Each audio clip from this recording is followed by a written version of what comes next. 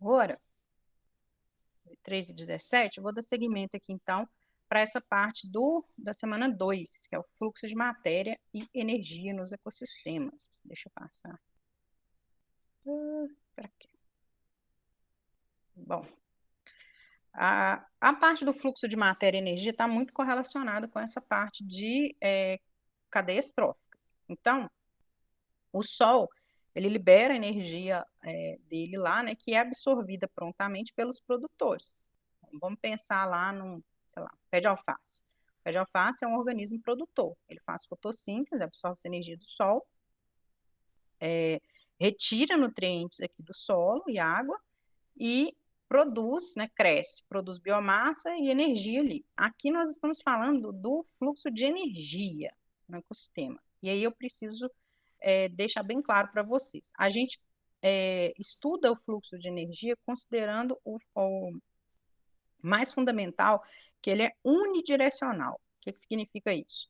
Tá vendo que as setinhas aqui da energia, aqui, ó, fluxo de energia, que é a setinha, tá até feio aqui, né? Parece um pontilhado, mas ela é uma setinha aqui sem pontilhado, ela sempre segue numa direção só.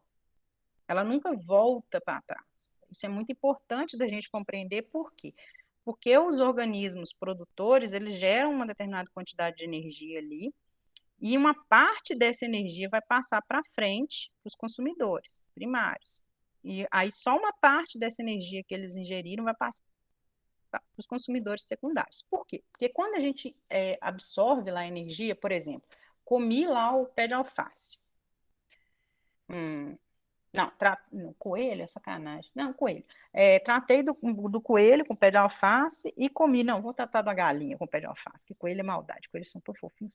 Tratei da galinha com pé de alface, né, em geral, entre outras coisas mais, mas uma das coisas que ela se alimentou foi a alface. Aí, eu me alimentei dela. A galinha era o consumidor primário, eu seria o consumidor secundário aqui nessa cadeia trófica. E aí, o que que ocorre? O alface, ele produziu energia, né, a partir aqui da radiação solar, fotossíntese, o processo. Mas ele também perde energia, tá vendo? Por que ele perde energia? Porque ele vai ter folhas mortas, ele vai ter parte do organismo dele ali que vai envelhecer e cair no solo ali, ser decomposto, né, e não vai passar adiante como fonte de energia. A galinha que comeu alface, ela vai adquirir uma parte da energia, né, que esse alface produziu, mas ela vai gastar energia ali para digerir esse alface. E ela também vai ter uma perda. Por exemplo, o cocô da galinha está cheio de nutrientes ali que não foram absorvidos, que o organismo dela não vai absorver. E ela também, a digestão gasta energia, né? Tem um consumo de calorias para a própria digestão do alimento. E a galinha vai perdendo isso. E ela vai perder energia também porque ela depende de produzir calor para ficar viva. Esse calor produzido ali é uma fonte de liberação de energia. Então, só uma parte da energia, né, do alface vai ficar retida aqui nessa galinha para que eu faça o consumo dela. E aí eu vou consumir uma porção ainda menor de energia. Então, sempre é unidirecional, chegando uma quantidade menor de energia nos consumidores, né, ao longo da cadeia alimentar. E sempre havendo perda de energia por calor, por matéria orgânica, né, do corpo da gente que vai sendo decomposto, vai sendo perdido. E aí, fluxo de energia unidirecional, né? Então, perda de energia, representada aqui, está nessas setas aqui, né, representadinha aqui, como uma perda que vai acabar indo, em algum momento, parar nos decompositores. E a matéria orgânica, ela pode flutuar aqui no meio desse negócio. Então, por exemplo, o cocô da galinha pode virar esterco para o produtor. Então, a matéria ela tem um ciclo um pouquinho diferente aqui, mas a energia é sempre unidirecional e sempre reduzindo, passando de um nível trófico para outro. Tá? Então, aqui está mais representando aqui, né, energia dissipada pelos grupos aqui de organismos, e ela vai, olha, muita energia adentrando para o produtor, para os organismos produtores. Deixa eu ver como é que está entrando aqui. Isso, pronto. Agora deixa eu continuar. Então, entra uma grande quantidade de energia através da luz solar esses organismos produtores vão absorver uma parte dela, vão perder essa energia e passar uma quantidade um pouco menor daquela que eles absorveram para o consumidor primário, que também tem uma perda, passa, peraí, tem alguém perguntando alguma coisa?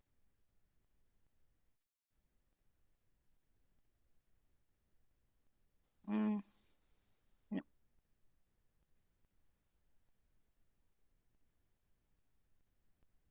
Então, vai sempre ter uma perda e um nível menor de energia passando para o organismo seguinte. E no final, né, a gente tem sempre os decompositores, que são, no final, o mesmo organismo mais forte, mais predador de todos lá, vai morrer, vai apodrecer e vai ser consumido e voltar para o solo aqui como fonte de nutrientes para os organismos produtores.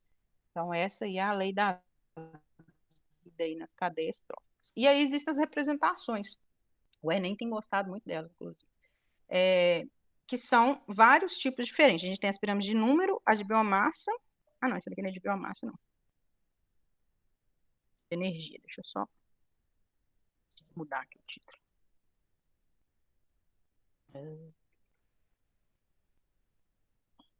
A gente tem essas pirâmides de números, a gente está falando de organismos mesmo. Então, olha só, né, 1.000 plantas, vamos supor, 1.000 gramíneas lá, vão alimentar uma biomassa lá de 300 gafanhotos, que são os consumidores primários, que vão alimentar 20 aves. Então, a gente está falando em números absolutos aqui de organismos. Mas isso pode ser invertida dependendo do tamanho, né, da dimensão do organismo produtor. Então, por exemplo, 3 árvores de pesa aqui sendo representadas alimentam 1.000 besouros, que alimentam 20 aves. Então, depende muito da proporção dessa biomassa, né? Então, por isso que às vezes ela é invertida nesse sentido aqui. E aí, nesse caso aqui, né, tem a normal, também mostrando aqui 1.000 plantas, alimentam gafanhotos, que alimentam sapos, que alimentam cobras. Então, vocês estão vendo que o predador de topo sempre é em menor número, né? A gente sempre vê o predador de topo em menor quantidade numa área. Então, gaviões, onças, jaguatiricas, ou mesmo jacarés, né, num lago. Às vezes a gente vê, sei lá, 30 jacarés lá no Pantanal, num rio, mas você pode apostar, o tamanho desse rio é gigantesco e a quantidade de peixe que tem ali dentro imensa para manter aquela biomassa de jacaré ali, né, viva. Se a gente pegar aqui em Lagoa Santa, acho que só tem um, né, um jacaré obeso aí que fica aí vivendo aí. Lagoa da Pampulha também, acho que é um ou dois jacarés que tem lá só. Porque são predadores de topo. A tendência é que eles fiquem em menor proporção mesmo numa região.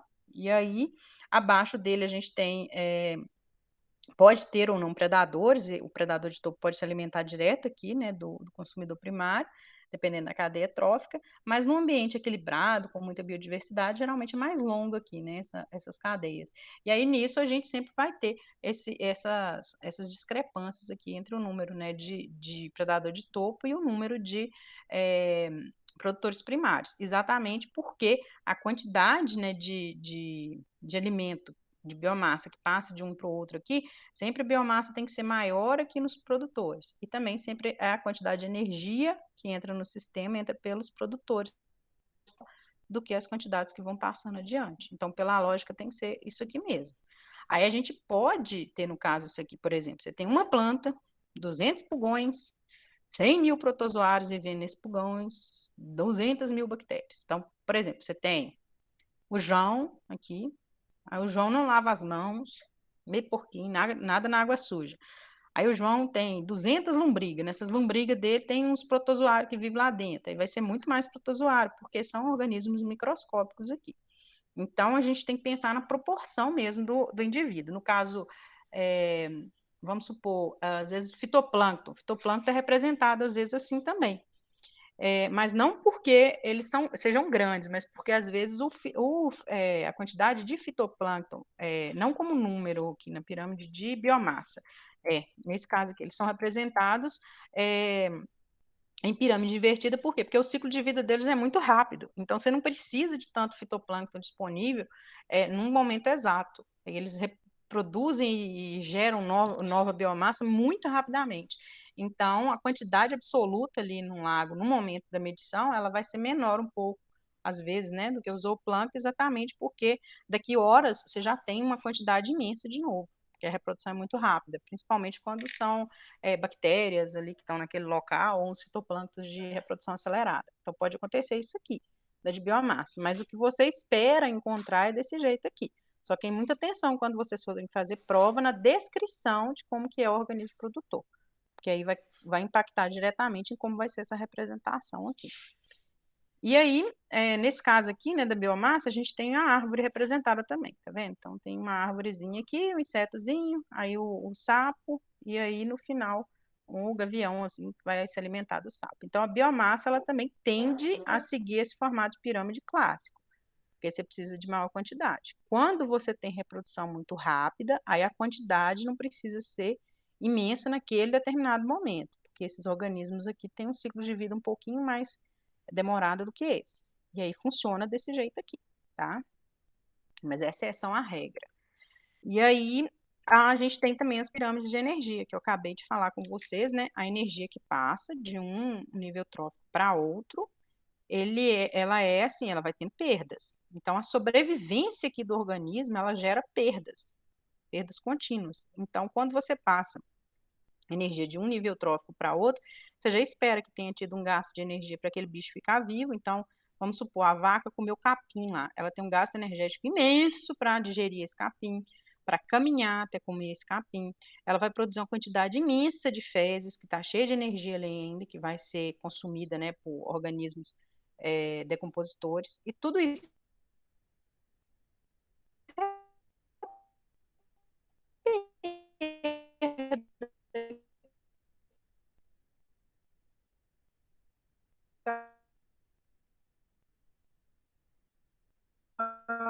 tá tendo. O metabolismo, tudo isso é peso. Aí, peraí que eu acho que tem alguém tentando entrar de novo. Ou alguém saiu, sei lá. Não, acho que alguém saiu. Então, essa quantidade de energia que vai passar aqui, vamos supor que essa vaca, sei lá, seja devorada aqui por lobos. Aí, essa quantidade que passa já vai ser bem pequena. E esse bicho ainda vai gastar mais energia. Então, quem devorar ele no final lá, vamos viajar na maionese, pode que seja a onça lá devorando ele, vai absorver um nível menor ainda de energia. Então, essas pirâmides vão ser sempre representadas desse jeito aqui. Deixa eu ver. Tô pronto. Agora, vamos lá para semana 2 aqui. Deixa eu ver se eu esqueci de alguma coisa. E no próprio PET de vocês, tá? A gente tem essas representações aqui das pirâmides, as pirâmides invertidas e umas explicações de como que elas podem ser invertidas aqui. Quando, né, que isso vai ocorrer. Então, vamos lá.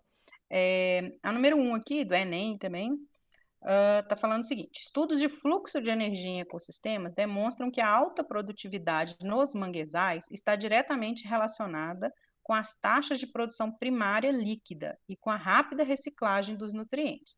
Então, olha só, taxa de produção primária líquida, ou seja, né, com os organismos produtores ali, que, né, produzem muito rapidamente e reciclam muito rapidamente os nutrientes. Não sei se vocês já viram algum manguezal na vida de vocês, mas manguezal é um troço bem assim, né? Um brejo bem podre, assim. Deixa eu abrir um manguezal aqui para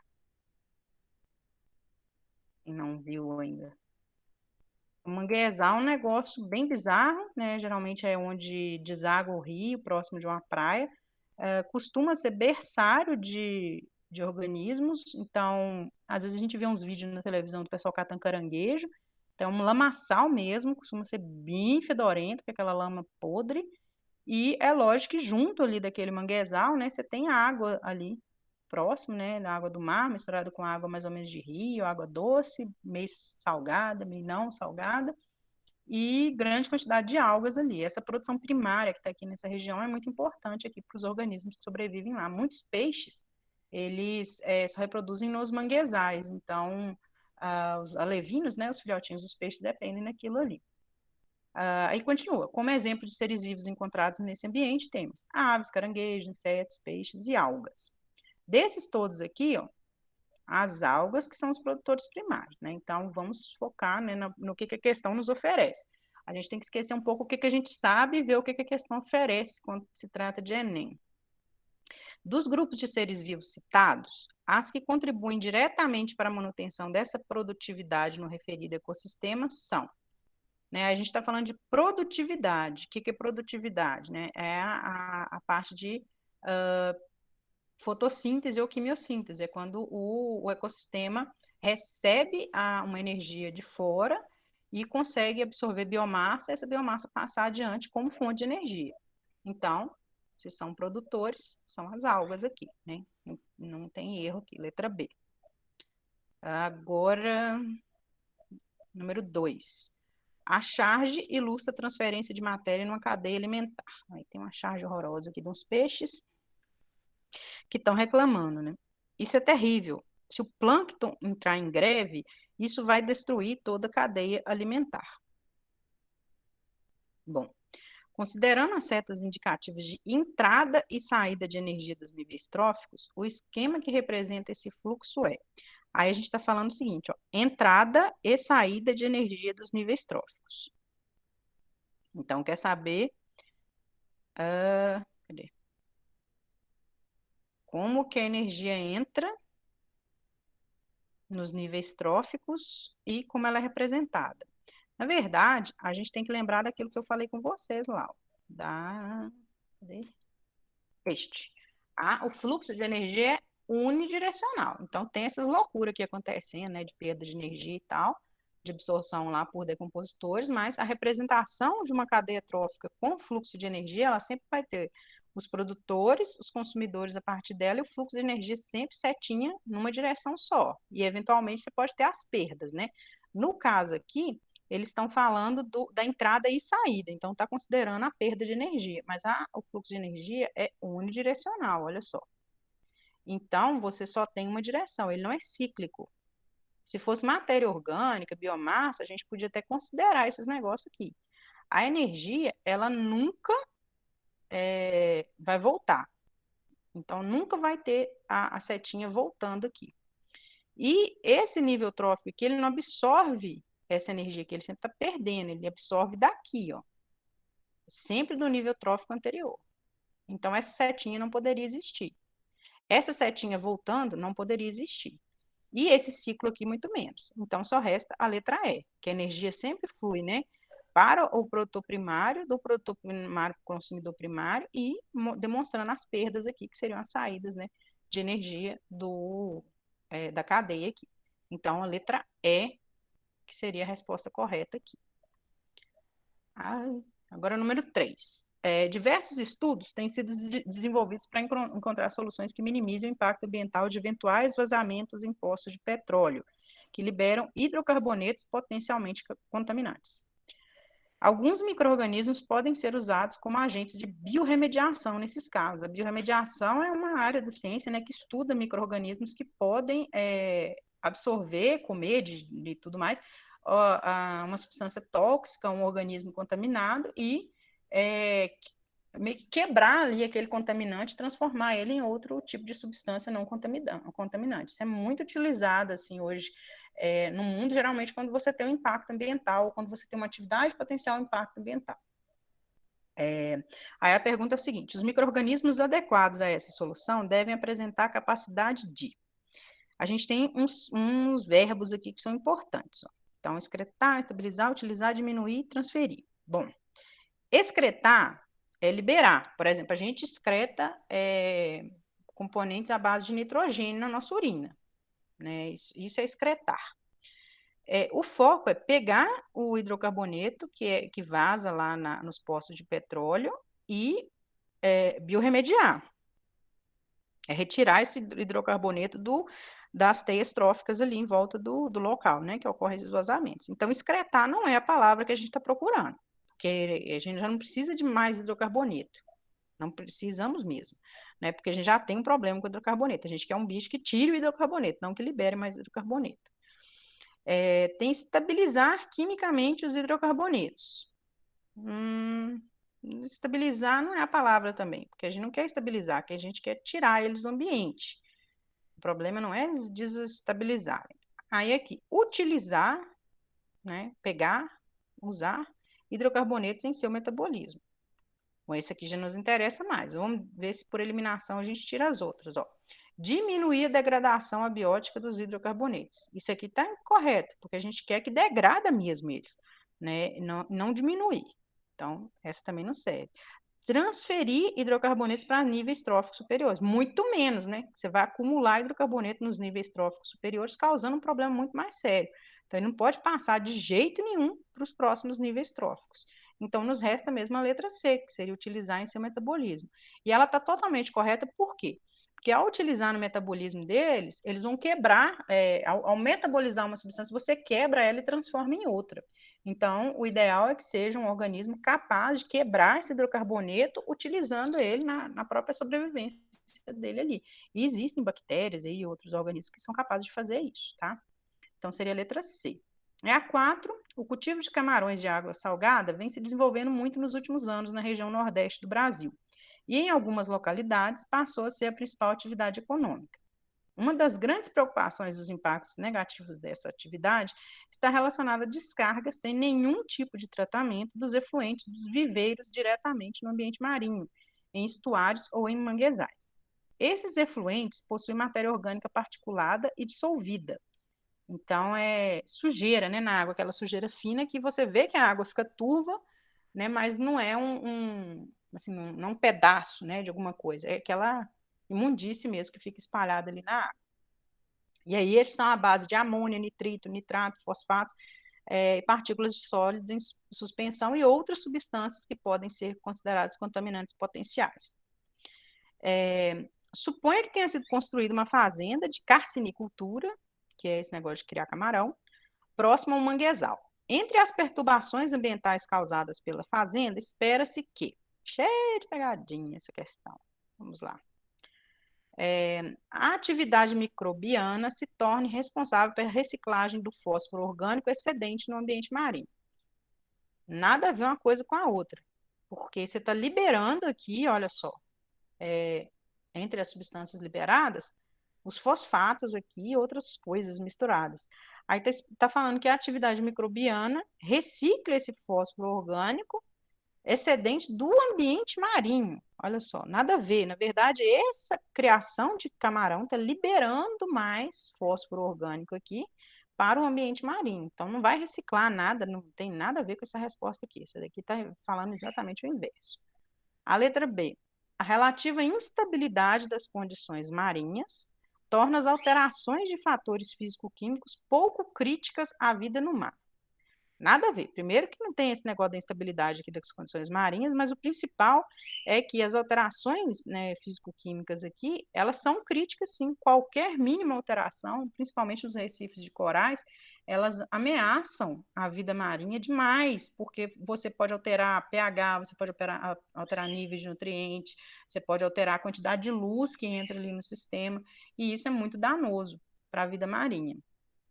A letra C. A amônia excedente seja convertida em nitrito por meio de processo de nitrificação e nitrato formando um produto intermediário desse processo. Isso aqui é o ciclo do nitrogênio que eles estão falando aqui, isso que acontece aqui, não é o que vai acontecer lá no mar também, não é também uma das perturbações, né? Isso é o ciclo do nitrogênio, é o que já vai acontecer naturalmente. O que vai acontecer de perturbação é o aumento do nitrogênio entrando no sistema. Então, isso aqui é uma bela pegadinha. Os efluentes promovam o crescimento excessivo de plantas aquáticas devido isso aqui é ok, vai fazer isso mesmo. Quando a gente joga esgoto numa água, seja uma lagoa, seja um rio, seja o que for, a gente aumenta a quantidade de algas que estão ali presentes. Por quê? Normalmente, né? Porque às vezes o ambiente nem condiz com essa situação. Mas a gente sempre aumenta, na maioria das vezes, porque você está aumentando a quantidade de nutrientes disponível. É como se você estivesse adubando. Você tem um lote, imagine assim, um lote vago lá com as plantinhas que crescem. Aí você pega esterco de boi e joga naquele lote no período de chuva, que favorece muito, né? Que esse esterco vai infiltrar ali no solo. Vai ter muito mais mato do que se você não tivesse jogado o esterco. O esterco aqui é adubo rico em nitrogênio, principalmente. Então, isso favorece o crescimento de plantas. Também no ambiente aquático é assim, quando a gente joga esgoto doméstico na água, a gente está adubando aquela água, né? Mas de uma maneira danosa, porque a gente vai fazer com que algumas espécies desenvolvam muito e essas espécies acabam causando a mortalidade de outras. E aí vai reduzindo a diversidade dos organismos que estão ali. Esse processo chama eutrofização. É o que acontece, por exemplo, na Lagoa da Pampulha, que tem aquele cheiro maravilhoso. Por quê? Porque no fundo dela ali tem tanta matéria orgânica em decomposição e aqueles organismos que estão lá decompondo, eles nem precisam de oxigênio, são organismos anaeróbicos. E aí eles produzem gás metano durante esse processo de decomposição. E o gás metano tem aquele cheiro horrendo lá de ovo podre, aqueles negócios misturados com outras substâncias ali também, né? Que vão ser liberados no ar. Então tem aquele cheiro horroroso. Por quê? Porque tem um processo de decomposição aceleradíssimo lá no fundo da lagoa, por causa da quantidade que ela é estercada com os esgotos que vêm lá dos córregos, principalmente da região de Contagem. Então, mesmo a Copasa estando ali tratando uma parte dos efluentes, ela não consegue tirar o esgoto todo e aí com isso, né, a gente tem esse processo horrendo ali. Então, de fato, os efluentes ali vão promover o crescimento excessivo das plantas aquáticas. Só que o motivo que é o problema, devido à alta diversidade de espécies vegetais permanentes no manguezal. Então, na verdade, não é a alta diversidade de organismos que está ali que causa isso, né? O que causa esse aumento ali é que vai ter maior quantidade de nutrientes e aí favorecer o crescimento de algumas espécies ali. Só que aí, ao mesmo tempo, a gente tem outra questão, que está aqui no próprio enunciado, que é o seguinte: vai ter, além dessas coisas todas aqui, partículas sólidas em suspensão. Isso significa terra, barro, coisas desse tipo, sujeira na água. A água vai ficar turva, que é o que vai acontecer aqui na letra E, a melhor descrição. O impedimento da penetração da luz pelas partículas em suspensão venha a comprometer a produtividade primária no ambiente marinho, que resulta da atividade metabólica do fitoplâncton. Isso aqui está corretíssimo. Por quê? Quando a gente joga, por exemplo, processo de assoreamento, você vai lá, tira uma área de mata, fica só a terra exposta, chove e joga essa terra toda no rio. O rio vai ficar aquele cor de barro, né? Leva um tempão até aquelas partículas ali descerem para o fundo e o rio voltar a ficar com as águas transparentes. E as algas que estão ali, o fitoplâncton que está ali, ele precisa dessa água transparente para o sol chegar até ele, né, os raios solares, e ele ter condições de fazer fotossíntese. Nesse caso aí, você jogando o esgoto da carcinocultura lá continuamente, carcinicultura, o que vai acontecer é que você vai diminuir a produtividade, porque o fitoplâncton não vai receber luz solar como recebia antes, e aí, com isso, né, você vai diminuir a produtividade desse sistema, que é a produtividade primária aqui, né, que a gente está falando.